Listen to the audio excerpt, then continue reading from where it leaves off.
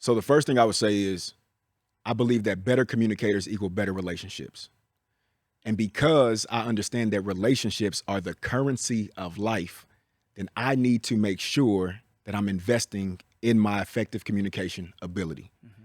The second thing is there's a difference between communication and effective communication. We all communicate, but we don't all communicate effectively. Wait, say that again because I need them to hear that again. Please say that again. Yeah, so there's a difference between communication and effective communication. We all communicate, all of us. Some people will think that's only speaking. Well, I like to say it's speaking and listening, and it's body language. But we all communicate in some shape, form, or fashion, but we don't all communicate effectively.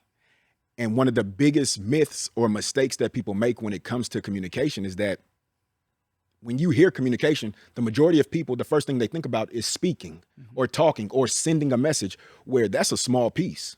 The biggest piece is the listening piece, but you can't listen to anything if you haven't asked. And I'm gonna sound like a broken record, man. We need to start asking more and making statements less. If I tell you to do something, that's information.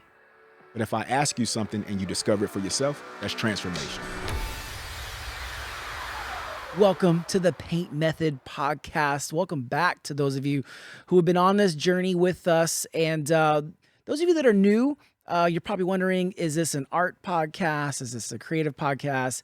This is a mindset podcast. I'm an artist, but looking back on my journey, I've seen paint as these pillars that have really helped me not only discover where I'm at, but also create what comes next, and paint passion, action, intent, new, and teach. And we get into these with different stories and interviews that we do on here. But it feels good to be here and also to speak in longer form too. I think we get so used to these 15-second clips online, sometimes shorter, and we forget that there's so much value from these conversations that we get to have. But those of you who are listening on a podcast platform, be sure to follow this podcast so that you get updated anytime we post the latest episodes.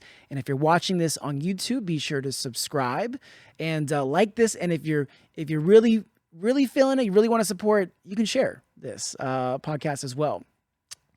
Now, every day, I know we all get up and like today, I set my alarm for 6 a.m. I didn't get out till maybe like 7:30, 7:45. I just kept hitting the snooze. There's some days where I got it, I'm up early, and some days I just need a little extra push. And I didn't realize that I was going to come in today and get that push that I needed from today's guest. He calls himself this. I would also agree that he is the encouragement expert. #1 Amazon best-selling author, featured TED Talk speaker. He was honored by Walmart as a community playmaker. And today he's also going to teach us and share how we dominate your day. But also there was one little nugget that you shared that I was just blown away by. And we get into communication because you are also a communication expert. What would be the title for that? Communication? I call myself an effective communication trainer. When we talked about communication, it was this little part that it just stuck with me. I had you repeat it 3 or 4 times. But what was that? We all communicate, but we don't all communicate effectively. That's right. We're going to get a masterclass on communication today. Let's welcome our guest, Dwight Taylor Sr. Let's go. We are all on our paint journey, but where are we now? And where do we go next? This is how. Passion, action, intent, new, teach. This is the Paint Method. So I love this. The encouragement expert. Yeah. How does one just evolve? How do you come to the understanding that this is something that you believe in, which is you want to encourage people? Yeah. In general. That's a great question. And my answer is specific to my grandfather. So my grandfather, Wendell Taylor Sr., shout out to him because I know he's going to watch this and he's listening to it. But he's an encourager. And that's just naturally who he is. And so I've watched him not only encourage other people, but I've watched him encourage our entire family. And my grandfather has been my number one supporter, number one cheerleader, number one encourager for the 40 years that I've been alive, you know? And so for me, it's really just an opportunity to pay it forward. Like, this is my return on the investment that he put inside of me to make sure that I encourage at least 2 people a day. Like, that's my thing. I challenge every person that I come across to encourage 2. And even if that second person is you, because we do need that encouragement at times, right? Make sure that you encourage 2 people a day, because it goes a long way. Yeah. What's interesting is that like your grandfather, Yeah. your grandfather put that energy into his family based on his experience. So his experiences converted into the energy into his family. Facts. And that converted into you wanting to share this with the world, whether it's the person, which I read in the Starbucks line, or whether you're on stage in Australia speaking, or wherever you go, and it's converted into a #1 Amazon bestseller. Yes, sir. Dominate Your Day, which we'll definitely get into. And we're going to get into all that, but early life, like growing up, did your grandfather raise you? Did your parents raise you? Like, what was your early life like? Where was that? Yeah, so I'm going to give you the condensed version, because my story is colorful, as I like to say. You could act, we're into color here. I like to throw it around here. So my mother and father were 17 and 18 when they had me, and teenagers, young, still in high school. And fortunately, they had my grandparents and my aunties and uncles to come around them and help raise me. And so for 18 long years, my grandparents and the village that they had poured everything they could into me to help me be the best version of myself. And so my journey starts in Richmond, California. Shout out to the Bay Area. Yes. You know, and after that, I moved to many different cities within the Bay Area. So although I'm from Richmond, I am the Bay. Right. And so I represent every part of the Bay Area. I ended up going to school at Bishop O'Dowd High School in Oakland, California. And it was just a beautiful opportunity for me growing up in the early 80s and 90s to see what the Bay Area had to offer. And that's where I really got cultured. Yeah. Right. It was a melting pot for multiple different people. I went to school with multiple different nationalities and races. And so I got to learn and find out about people. And that's where I really began this piece of, I value people because I'm around people who don't look like me. Maybe we in the same city, but you live on this side and this person lives on this side. And I seen how my grandparents treated everyone. And my grandfather was a person that was, I'm gonna say my grandparents, but specifically my grandfather, his motto was leave people, places, and things better than you found them. Yeah. And he was like, it doesn't matter where you go. It doesn't matter who you meet. It doesn't matter what somebody allows you to have in their possession. Leave that thing, that person, or that place better than you found them. And he wasn't just a man of words. He was a man of action. And so I watched my grandfather everywhere we went really tap into that side of empowerment and encouragement. And so that was even with my parents, who at times were not around as much as I desired for them to be around at that time, because they're young, right? And they're trying to still figure out their life and figure out their way. Did they put their dreams on hold? Or did they have aspirations similar to yours? My grandparents? Or your parents? Okay, so my parents, my mother wanted to be a singer. Okay. At some point, and she ended up being a singer. She still sings in the choir right now. Yes. So shout out to my mom. She got vocals, man. And my father was a DJ.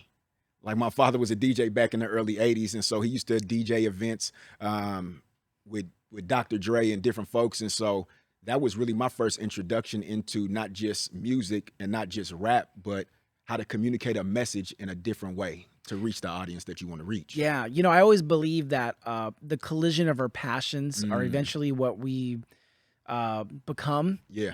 Unknowingly, you know, when you approach, say, just music, you're like, I'm going to do this one thing. Yeah. Not knowing that it's preparing you for communicating a message. Right. And so early on, like, was that your vision, was to be a musician, to be in music? Was that the first ultimate goal? I wouldn't say it was the first ultimate goal. The first ultimate goal was to be a baseball player. Okay. That's what it was. I started playing baseball at 4 years old, so that was my passion. Ricky Henderson. 4 years old? 4 years old. That's a long time. Yeah, and so Ricky Henderson was one of my favorite baseball players. Yeah. And so I'm a lefty, and I used to pitch. I played first base, center field. I could switch hit. I could drag bunt. I could do everything. Yeah. And so I really wanted to, be a baseball player. And then the very next year is when my dad invited me into the garage as him and his boys were recording their first their first album. I'm gonna shout it out. IGO stands for It's Going On. Find it on Google. Yeah. But he invited me into the garage for me to just witness and watch him DJ, him mix and scratch, and his boy Rennie Wren was on the mic rapping. And in that moment, I was like, whoa, this is different. Yeah. I've never seen anything like this. I've never heard anything like this. But here's the thing, DG, I was like, I can do this. Yeah. At 5, I was like, I can do this. And so my dad put me on the spot. He was like, rap something. Yeah.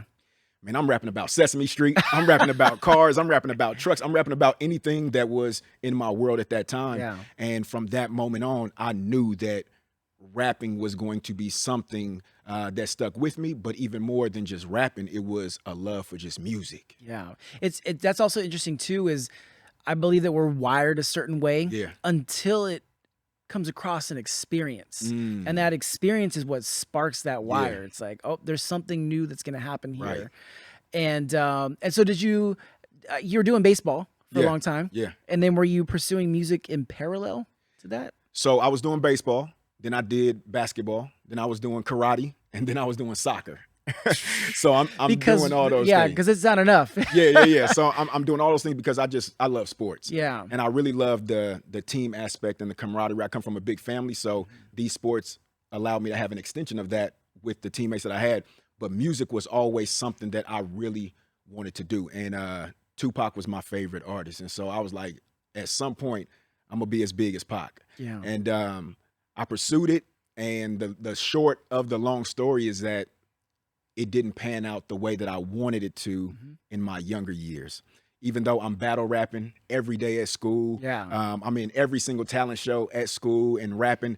I'm in history class pretending to be reading my history book, but I got my notebook behind it and I'm writing raps all day long. I'm getting in trouble by my grandmother because she's telling me to put the garbage out, to take the garbage out, and I'm writing raps. She had to tell me 3 or 4 times until she said, "You want me to tell your grandfather?" No. Let me go and do that. I said, you should have started with that first. You know, we have that in common. Yeah. You know, we are fellow rappers. Okay. And so in middle school, I was already into like hip hop and music. Yeah. I was just a very artistic kid. But in middle school, I entered the 7th grade talent show Let's go. to rap. And guess who won first place? Take that, piano players. No, I love music. I grew up playing the trumpet, but also then getting into hip hop and hip hop culture and just rap. Yeah. I took my shot at it. That was the extent of my career. Yours went much further than mine. Gotcha. But no, and I noticed that because the way that you communicate, and you are a communication coach. Yeah. You're the encouragement expert. I mean, what better trait to pay off to like really set the foundation for what you became and created? Yeah. Did you notice a shift, after high school or college when you started setting your sights on coaching or teaching somehow? So I started setting my sights on that piece probably around my last year of college. Okay. And I knew that I loved working with young people. Even when I was young, my grandmother had me in church and she would be running the Sunday school, and I'm 14 at the time. But she saw something in me. She saw that I was a teacher. She saw that I was a motivator. She saw that I was a young man of influence and people would listen to the words that I said. And so she would have me teaching the Sunday school class to my peers. Now, it's one thing for me to be 14 and teach to 6, 7, and 8 where they're going to listen to me. I'm teaching to 14, 15, and 16-year-olds, most of them older than me, but they're listening. Yeah. And so I remember getting glimpses of it in the past. Even with sports, I was a leader in sports. I was teaching and coaching even on the field. My basketball coach back in the day would tell me as the point guard, you're my coach on the floor. And so all of those things were already inside of me. But during my last year of college, I just really started thinking about what is it that I want to do. I knew I was getting my Bachelor of Science degree in early childhood education. So I was like, I'm going to just be a teacher. And so I started setting my sights on that. Left Fresno State University. Shout out to the Bulldogs. You get what I'm saying? Left Fresno State University, went back to Richmond, California to start a nonprofit. And I was like, I'm going to be a teacher and I'm going to have a nonprofit. Well, I started teaching pre-K. For those who don't know what that is, those 4-year-olds who don't care about nothing that you're trying to say. No, it's like herding cats. Exactly. We have kids, so Yeah. I got kids, and it is a very hard age to capture attention. Yeah. And so the dope part was I was able to capture their attention, which is why the school where I was at wanted me to like stay. But I'm like, I don't think this is my trajectory. I know teaching is it, but I don't think it's within this traditional setting. But I loved it because I could use my rap. I could use my music. I could use my way with words to get these 4 and 5 year olds engaged, because I can come up with a chant on the spot. Yeah. And now they're learning about how to tie their shoe because I'm coming up with a chant. They're learning about what words and sounds are different and similar because I'm coming up with things that resonate with them. So that part was when I really knew, I know I want to teach. I know I don't want to teach as a traditional teacher, but I'm going to continue to be on this path as an educator. But looking back on that time, you know, because we sort of see things more clearly retrospectively. Like looking back, you go, because when you're in it, you don't really see it. But looking back, what do you think was a skill or a principle that helped you capture the attention of those young kids or your peers? I know you do it now just so easily because I've seen you do it. But looking back then, what do you what was it, a personality trait? Was it something that just came natural? What do you think it was? I think it was two things. One, it was just something that I've been blessed and gifted with. Like, that's just what that part is. But the second thing was I was very big on meeting people where they were. And what that meant to a 4 and 5 year old was not trying to talk about toys and meet them where they were, but I would get on my knee, and that's how I would have conversations with these students. So now I'm close to eye level with them, and they didn't feel like this is some big person, because that's how they would articulate it. This is some big person speaking down to me or talking to me about something that I don't understand. No, I would get on my knee so I can be very close to eye level with them and then just ask questions. That's all I did. My teaching style is way different than most people, but I believe that if you want to learn something from someone, just ask. And so I wanted to learn about these 4 and 5 year olds because I wanted to engage. And so that's what I felt back then really helped me connect with these young people. Was I knew that I wanted to engage with them. I knew that I wanted to meet them where they were. And so those two things put together, plus my natural God-given gift to just connect with people, that was the formula for success. Yeah. So you're getting into teaching, and at what point do you start seeing beyond just sort of the teaching platform and you want to start speaking or coaching? Because there's a difference. You know, teachers have changed my life. I have one particular art teacher that just completely changed it. But also he was more like a coach too. You know, he put in that extra time that wasn't just clocking in. And not all, but some teachers do that. They're like, look, I'm here to do my job. I'm done. Coaching goes beyond that. You're really looking at someone's life and you're part of that somehow. Was there a particular incident that happened to you, or was there a coach in your life that started to get you to think about, you know, I want to go beyond just a teacher and coach? Yeah, that's a great question, man. I just want to shout out. You asking great questions. Oh, thank you. I'm new to this, hey, so you asking great. And I'm a man who believes that I'm one of the greatest question askers in the universe. And so I just want to shout that out and shout out to your people, man. You're doing a great job. Thank you. So there wasn't a point in the beginning where I thought about the coach aspect, from like coaching people to success. But at the age of 19, I started coaching basketball. And so I got a piece of that coaching aspect from coaching basketball.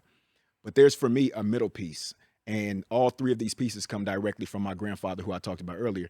And I say TMC. So it's teach, mentor, and coach. I look at mentorship and coaching as two different things. Mentorship is when I'm literally doing life with you. I'm taking you everywhere I'm going. I'm showing you my good, my bad, my highs, my lows, my great, my ugly, so that you can learn from my example. I don't just want my talk to be something that you hear. I want my walk to be something that you see. Because what I learned early is that young people, they gravitate to what they see more than just what they hear. And so I seen myself being a mentor before I seen myself being a coach. And so mentorship was something that I started. Like I said, I was 19 coaching basketball, but I'm mentoring these kids who live in the same vicinity as me, live in the same area.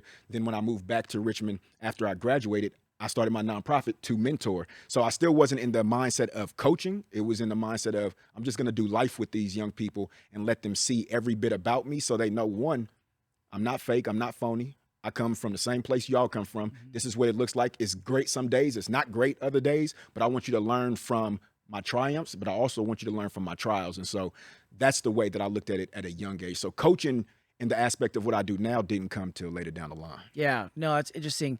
And so actually real quick, tell me about your nonprofit. Yeah. I want to know about that, and just because I feel like that kind of set you on a trajectory at that point. Yeah. Because you're in it with them. Big time. So my nonprofit back then was called On Purpose Incorporated. Every child a destiny, no child an accident. And so I started that in Richmond, California. It was my goal to go back and really be what I didn't have when I was growing up. Yes, I had my grandparents. Yes, I had my village, but I didn't see anybody who looked like me, came from the same type of background, had the swag, and just had the influence and confidence to really help me change my trajectory. So I said, I want to be the change that I want to see. Yeah. And so I went back to Richmond and started this nonprofit. Shout out to the YMCA. I'm a YMCA kid, and they allowed me to use their space to have my nonprofit. They were like, hey, until you get your own space, consider our space yours. And so had a nonprofit organization. We ran it all the way until about 2012. And then we stopped it. Kids were getting older. My life was changing. I'm speaking all over. I'm rapping. I'm doing a whole bunch of stuff. And so we put a pause on it at the moment, not knowing if it was going to come back. In my heart, I wanted it to come back.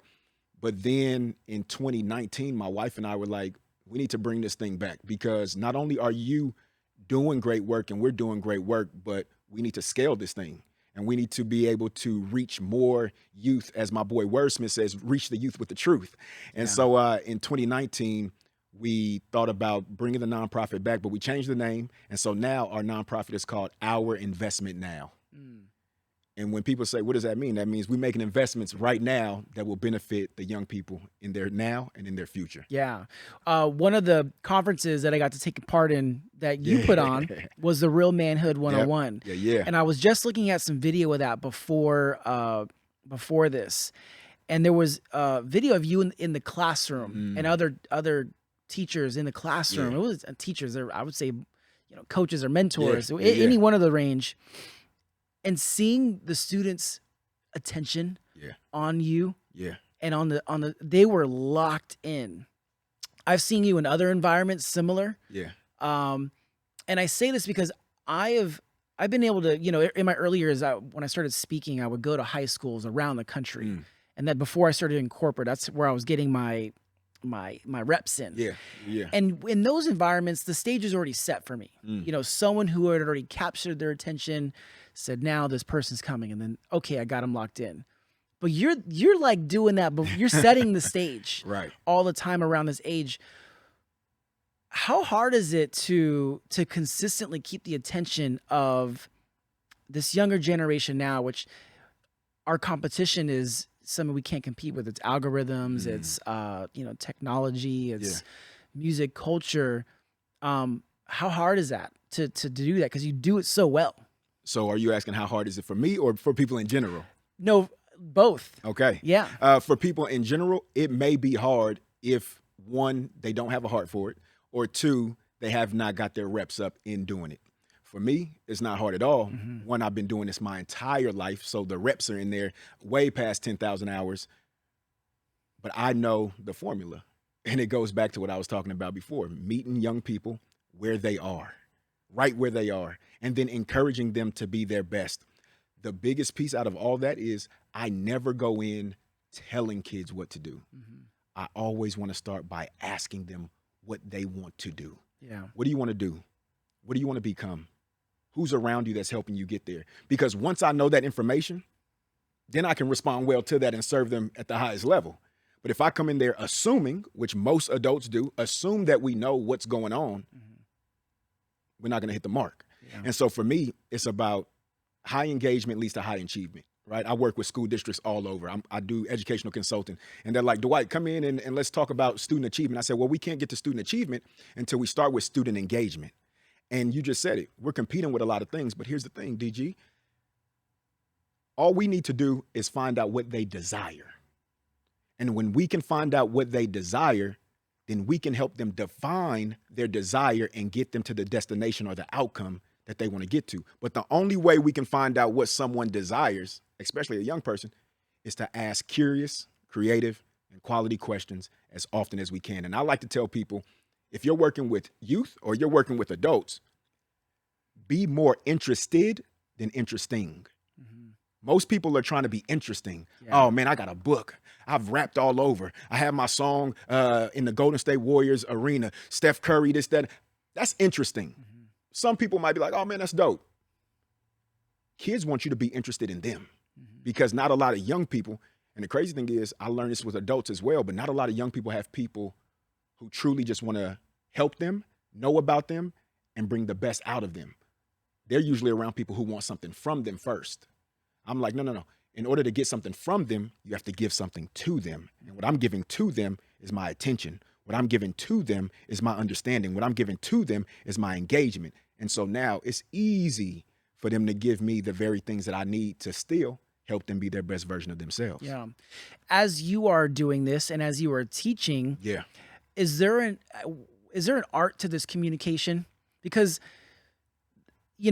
being a speaker and presenting, but also the one-on-one engagement that you have with, say, a student or a colleague or whoever that is, what is this art of communication or do you have a philosophy with communication? Because you're very clear and concise about the ideas that you have and the way that you project them as well, and even put them in a book form. But I'm just curious, as someone who I'm like a constant student about how to be more clear about my message or my whatever that is.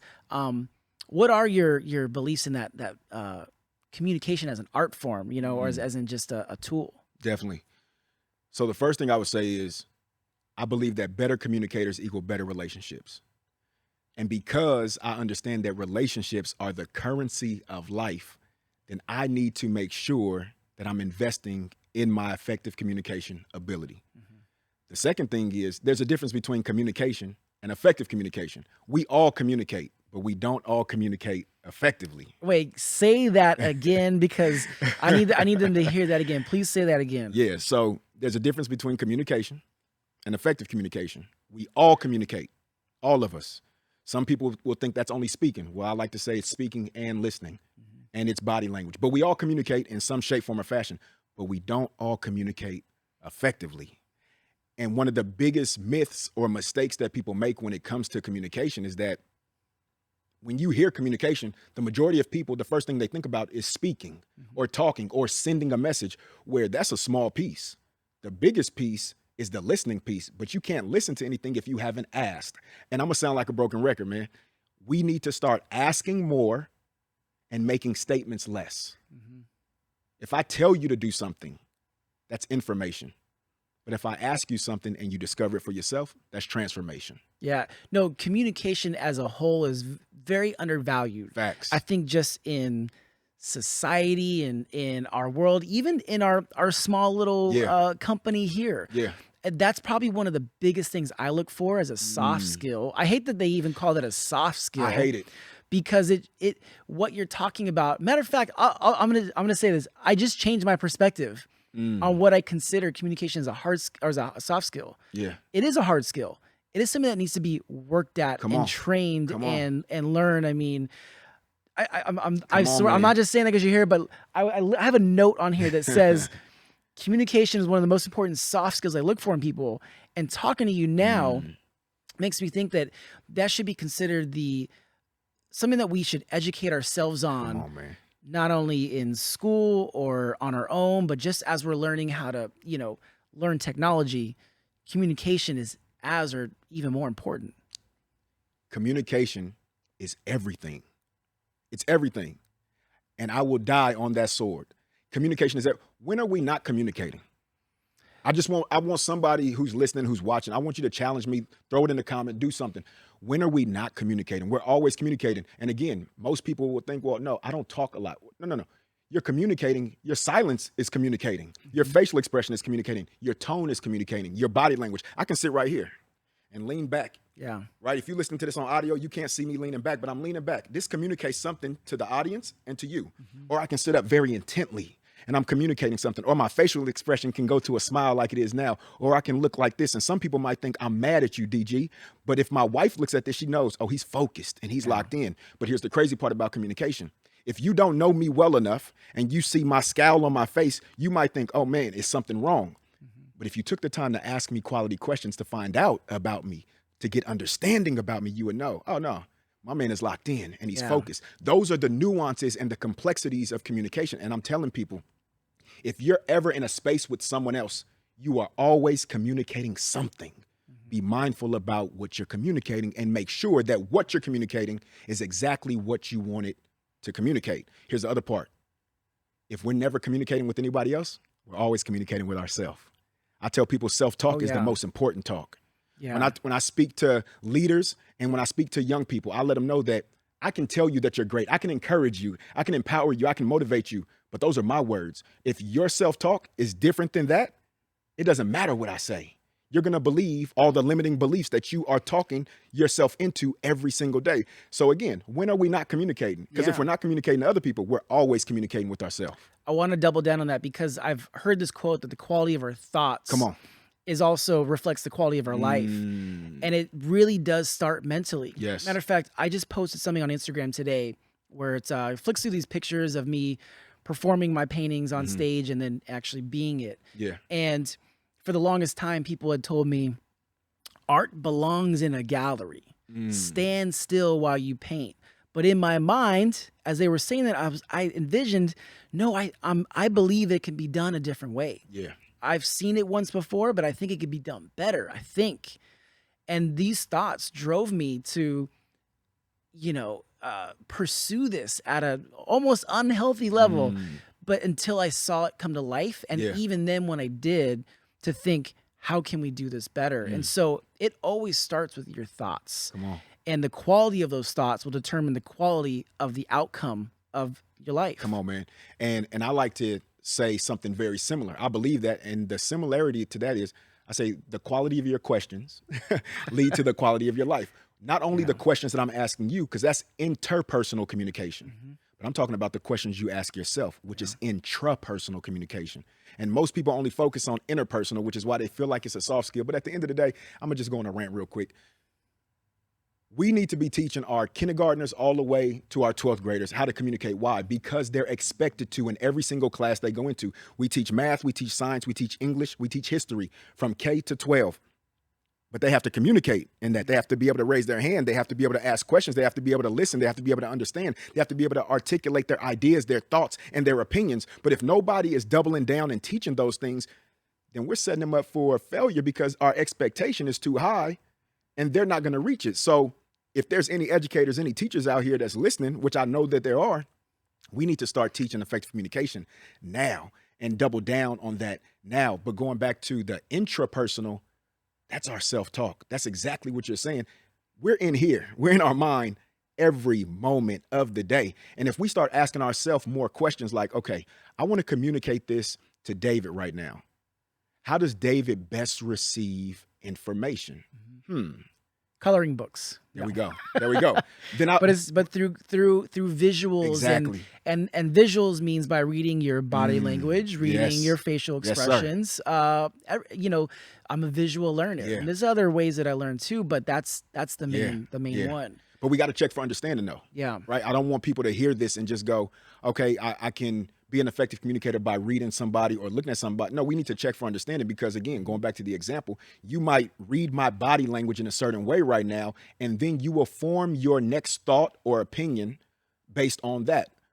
I would say just check for understanding to see if what you're seeing is actually what I'm giving off. Yeah. So then we need that understanding. So if I go back to the statement I made, communication and effective communication being different, communication is a sender and a receiver of a message. That's it. It doesn't matter. It doesn't care about how people interpret it. Effective communication says, yes, there's a sender. Yes, there's a receiver, but understanding is the bridge. And so if you want to be an effective communicator, let's just start with getting understanding. If there's leaders out here listening, if you're telling your employees to do something, don't just say, do you understand that? Because now you've asked them a closed-ended question. They're going to give you a yes or no answer. Nobody's going to be productive. And what employee wants to say to their employer, no, I don't know how to do it, right? I'm trying to keep my job, self-preservation. But if you ask, what did you hear me say when I just shared that with you? Now you can get them to reiterate what they said, and you can check to see if it landed correctly, or if you need to be more creative, in your communication. Yeah. A lot of educators, schools, businesses bring you in to help them with Facts. this internally. At what point does a school or an organization get to where there's such a breakdown in communication that they say, we need help? Like, how are you usually, what situations are you usually coming into where communication's been broken down that much? I'm usually coming in one of two situations. Number one, where students are just not engaged. So if students are not engaged, then at some point we need to then look at ourselves as adults and see what we are not doing in order to engage. So if students aren't engaged with teachers, then I'm brought in. But if schools are not engaging families of these students, then I'm brought in. So those are the two high-level places where I'm brought in, where a school or a district wants to be better connected with the community or with the families of the students that they're serving, or if the students are having a hard time connecting with connecting with the adults in the space. And so those are the two main reasons why a school brings me in, which is a very similar reason to why businesses and organizations bring me in. If there's turmoil between employees and their upper management or their leaders, then I'm brought in to help bridge that communication. Or if an organization or a corporation wants to communicate their message better and land more effectively with the community, then I'm brought in as well. Yeah.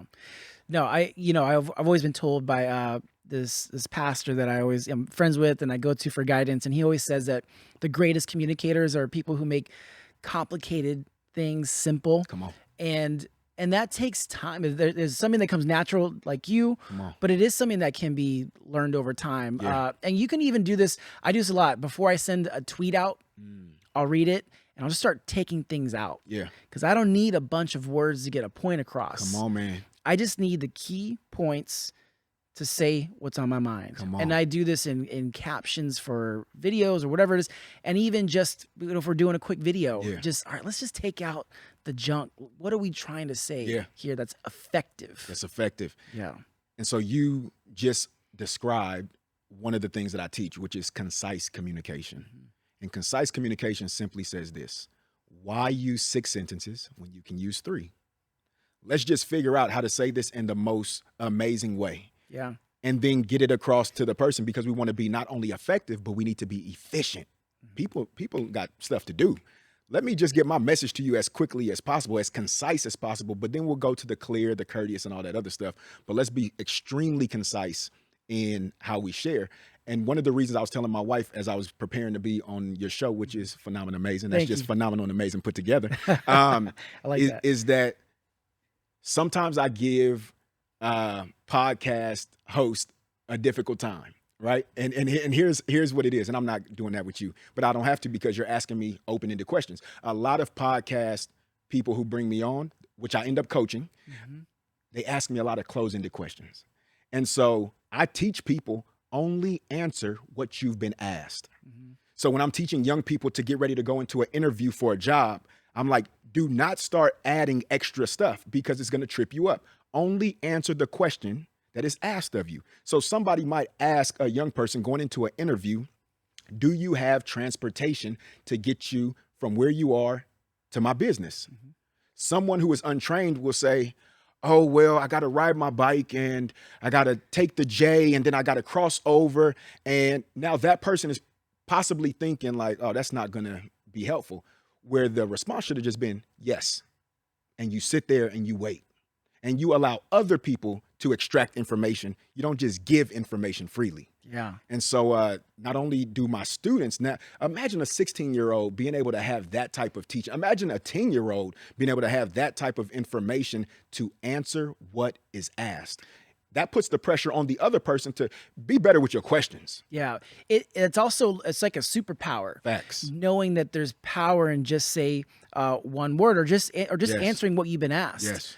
And especially when something like a job is on the line or a position, whatever that is, communication is a superpower. 100%. And but it's something that may not come natural to some people and can be worked at. Yeah. You know? Communication comes natural. Effective communication does not. All right. Say it again. Communication comes natural. Effective communication does not. That's what we all need to work on. That's the superpower. So you wrote this book. Yep. Dominate Your Day. I love that it says dominate because it doesn't say start your day off with a good mood. Yeah. Begin your day with some words. It's Yeah. dominate. Yes. And that's so much of your brand, but that's who you are. Mhm. I want to know what initially inspired you to want to start this project. Definitely. So what inspired me was my aunt Angelique, rest in peace to her. She passed away in 2016, and she was the writer in our family. Okay. Like, she was the writer. We knew that she was going to get her poetry out there. We knew that she was going to write multiple books. She passed away before she had a chance to release anything to the world. And so, me knowing that, I said, you know what? I want to honor her in some shape, form, or fashion. And people have already been asking me to write books for years, and I've been like, no, I'm not a book writer. That's not what I do. But when she passed, I was like, I think the best way to honor her is to write. And this book that will reach 100 people, one person, or 1 million people, when they open it up and they see the dedication, they'll see her name. Yeah. And I wanted to be very intentional about that. So that's what started like my idea of writing this book. I had ideas to write books in the past because I would go speak all over the place and people would be like, what is that thing you said? Or what was that statement you made? And DG, I'm so in the flow that I forget, which is why I try to video record everything or audio record. But I was like, you know what? Let me just capture all the things that I've said over these last 17 years and put it in book form. But this is why it's an effective form of communication, because the way that the premise of this book is 100 empowering statements that encourage greatness. And the format is, it's almost like a devotional to, dominating your day. And it's sort of like 100 short form pieces of inspiration. Yes, sir. And because when I think of a book, people usually think of like this long story. Yeah. And so what inspired it to want to break it down even into these 100 empowering statements? Two things. This is how I best receive information. So I'm going with what I know. Number two, the demographic and audience that I created it for, they like bite-sized pieces as well. So I said, okay, it's me and it's my audience. Well, there we go.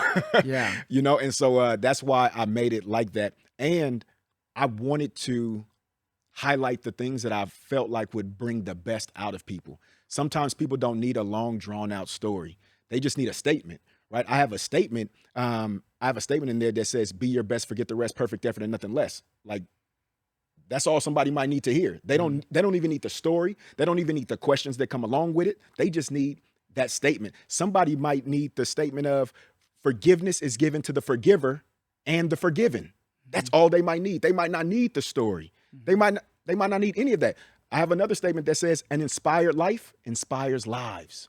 That's all that person might need. And so I wanted to hit that person who just needs that one statement, or if they need a story with it, or if they say, you know what, I need the statement, I need the story, but I also need these questions. Because Dwight, you talk about questions all the time. So I wanted to give them some quality, curious, and creative questions to do some internal work so their self-awareness could be built so they can get to become the person they want to be. Because here's what I believe.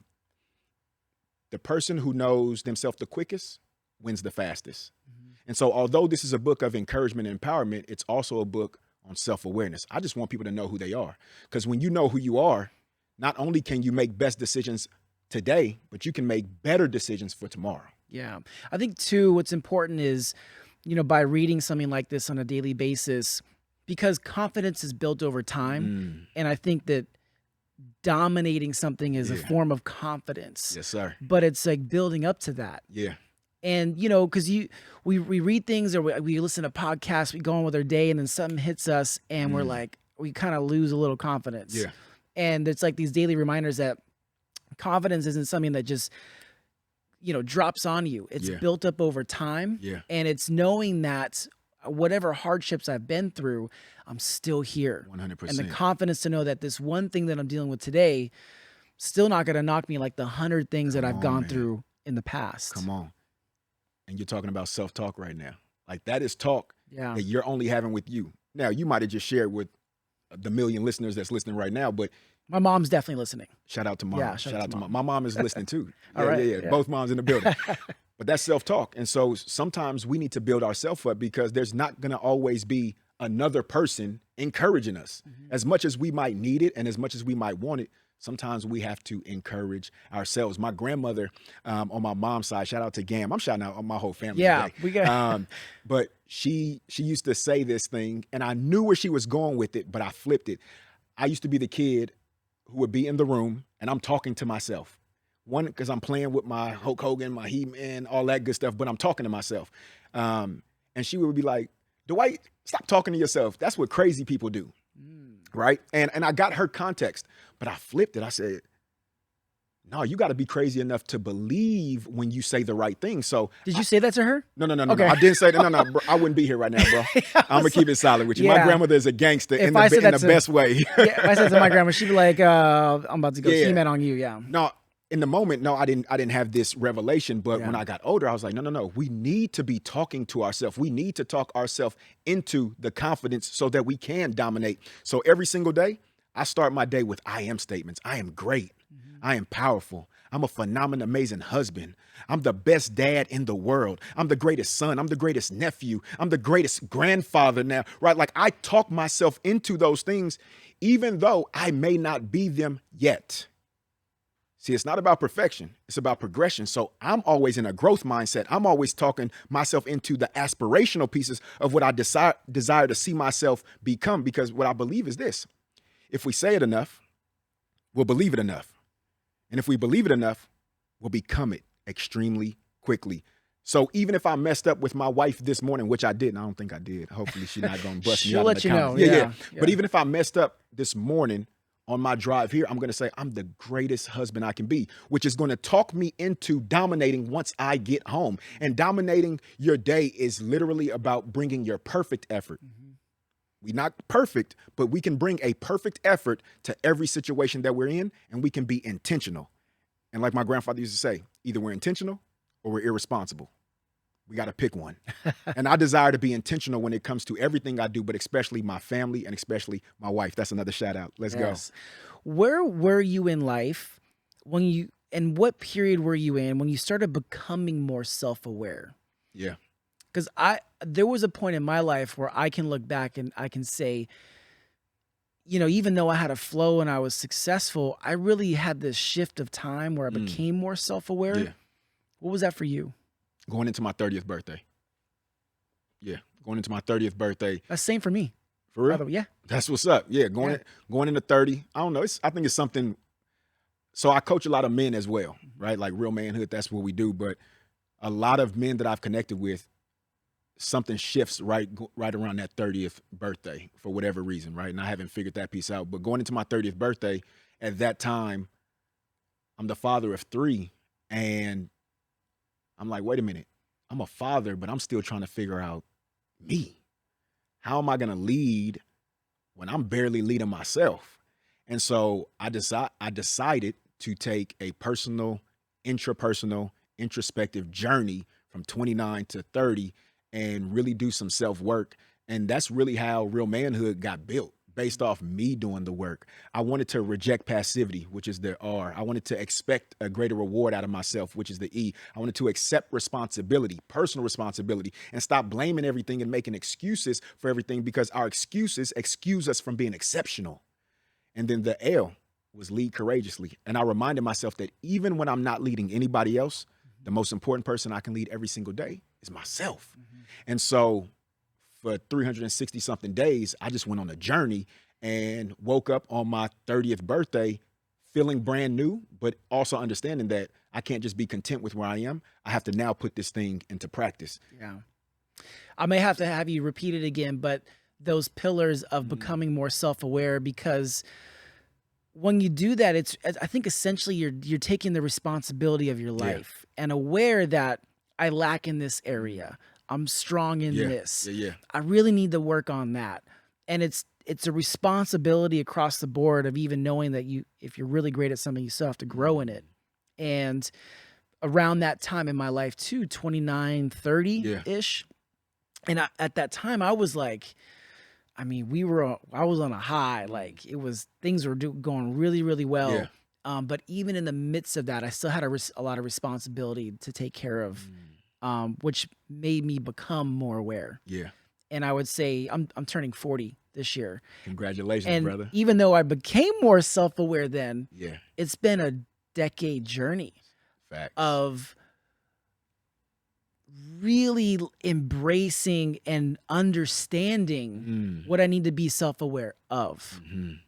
That's the journey. It's like it starts by accepting responsibility. I'm aware of these things that I'm good and great and not so good at. Yeah. And then the journey begins of which is I'm sure the rest of my life now.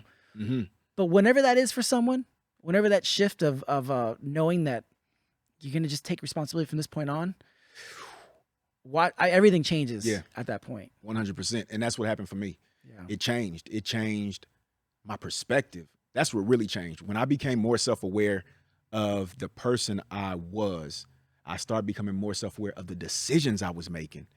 And it hit me that every decision that I make, it matters. Yeah. Every decision, because that decision will lead to the next decision. And if I want my tomorrow me to turn around to my today me and say, thank you for setting me up for success, then I have to be my best when it comes to making best decisions. And that's where it changed for me. I became self-aware, and then I started being on a path of, let me just make the best decisions. And there would be days where I would hit it out the park, and there would be days where I would fall flat on my face, but I'm so self-aware in that moment because I had practiced it for a whole year that I can recognize, oh, let me reflect on where I missed the mark. And then let me move forward. The other piece is, on that journey, I had a journal. Like I really dove into journaling even more so that I can be super reflective on how things were going, so I can look back 5 days, 5 months and see how much have I really grown, right? Because we need metrics to measure our movement. And so if I didn't have that journal, I wouldn't have been able to look back and see if I made progress, if I had been staying stagnant, or if I went backwards. And so journaling helped me on that journey. And now, even at 40, I'm on a new journey. Yeah. I'm on a new journey of being 40. I'm on a new journey of having adult kids, and I'm on a new journey of being a brand new grandfather. So wow. it's different, Congrats. man. Thank you, brother. You know, and one of the things that I became really self-aware of was the relationships in my life, whether it was romantic, whether it was professional, even the ones that I had not made yet, knowing the type of relationships I want to make.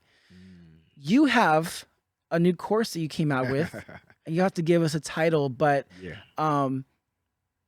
tell me about the course, but also like what inspired that? Like how important are the relationships in our lives, and how do they affect our lives? So how important? Most important. They're the most important, because again, I'm not just talking about relationships that are interpersonal. I'm talking about the intrapersonal relationship with yourself, because what is in us eventually comes out. So how we communicate with ourselves is what we're going to communicate externally. So if I have negative self-talk, 9 times out of 10, I'm going to communicate externally negative. And so we want to make sure that our relationship with ourselves is healthy, so that our relationship with other people can be healthy. So the course is called Hacking Your Relationships Like a Pro: How to Build Bridges Instead of Barriers in All of Your Relationships.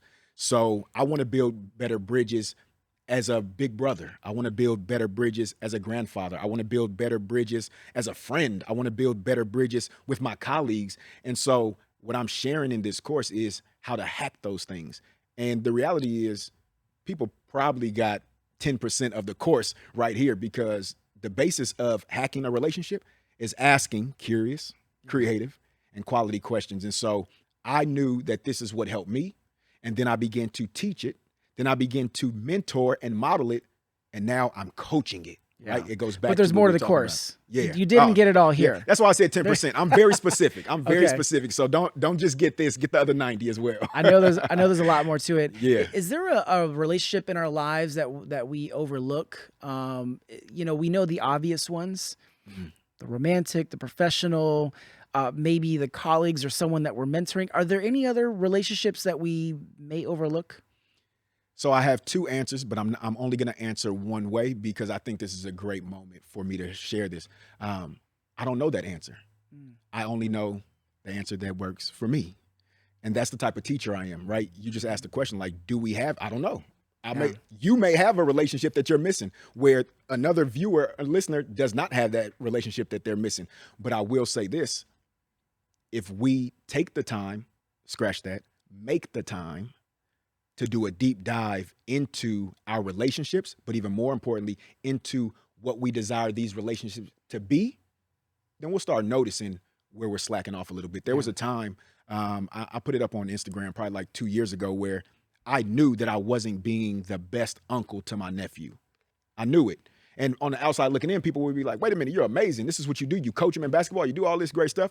That's cool. But I know that I'm not giving my perfect effort to my capability. And so I needed to step up in that relationship where somebody else might think that I'm doing well, but it only came from me being reflective and being introspective. So if there's anybody out there who's thinking about a relationship that they want to build, one, if you're thinking about it, then build it. Start doing what you need to do, start connecting. But even if you think that you have all the relationships together, here's the greatest thing that you can do. Ask every person that you're in a relationship with how you're doing when it comes to building relationships. I guarantee some people might give you a 10 out of 10, and there might be somebody who gives you a 7. And if they give you a 7, then find out what you need to do to get that 7.25. Yeah. And then 7.5, and then 8. So I would just ask every person who you're in relationship with, if that's personal or professional, ask them how you're doing. They're going to be honest with you, period. Yeah. And what a great way to even build that relationship by 100%. having that honest conversation. Come on. Because I know if I called this one individual who I've been friends with since freshman year of high school, who, you know, only 2 people I've really been friends with that long. Yeah. I know I could call him and ask him that, and he'd tell me, "I'm going, bro, you're like a 3 right now." But aside from that, I think you answered for me a relationship that I don't think I was as fully aware of that I need to work on. That was sort of went unseen, which is the relationship with myself, and the as we talk about this more, learning about my self-talk and the thoughts that I have, because, you know, as an artist, as a creative, I got to go to a lot of different spaces in my head, and then I have to turn it off and be on. You know, I got to perform on stage and speak, and then you go back to like this creative space, and so it's part of it is finding a balance that's healthy, but the more that we talk, I realize that, you know, there's a lot of self-talk that I could really work on that could improve things so much better if I could build that relationship. And it could be as simple as the relationship of how I speak to myself. 100%. Yeah. Again, how we speak to ourselves is going to be exposed by how we speak to others. Literally. If somebody is with me long enough, you give me enough time to observe you, I'll know your self-talk. Because you can't fake it forever. I'll know your self-talk. Little things will come out. And I'm trained to listen for the little things. And the little thing just might be the change in tone. You may say the right words, but the tone has a little bit of like, I'm trying to cut you a little bit, but I don't want you to think that I'm trying to cut you, right? Yeah, I know some people like that. It could be a facial expression to how I'm saying something to you, but the facial expression lets me know that, oh, there's a little bit of envy and jealousy in that facial expression. Oh, there's a little bit of superiority in that facial expression or the posture that you're in as you're saying it. And so those nuances and those quirks that I teach people to look for, those are the things that we end up expressing externally, but we can do something about it when you do exactly what you said. Work on that internal self-talk. Yeah, absolutely, which I will definitely be working on.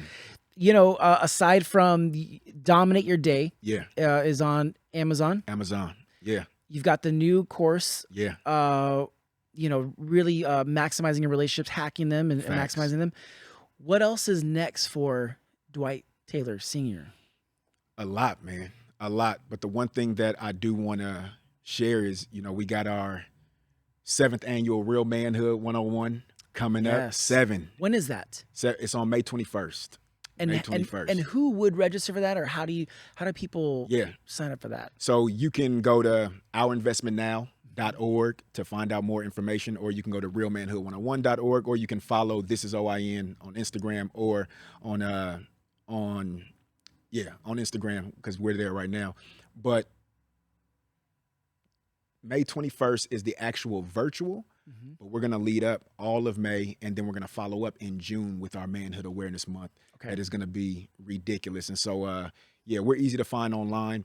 But if you're a 6th grader all the way up into a 12th grader, or you're a family member of a 6th grade male to a 12th grade male, this is where you want them to be. And it's easy this year because it's virtual. Yeah. And so we're going to be virtual again this year. I was lucky enough to be there at a live version, and it was incredible. I said it earlier, the way that you capture the attention of these young men, it's unlike anything I've ever seen before. Appreciate that. I was really, really impressed with it. So those of you who are considering, definitely look that up. Yeah. Man, it's always a pleasure to be in your presence, your energy. And I feel like I'm going to read this, but also just the conversation of wanting to go dominate my day, my life after this. Yeah. I mean, it really does project clearly from you. Man, I appreciate that, brother. And thank you for having me. And you know, one of the last things that I want to say is you asked me like about the dominating piece, and it's not just get your day started. I'm super competitive.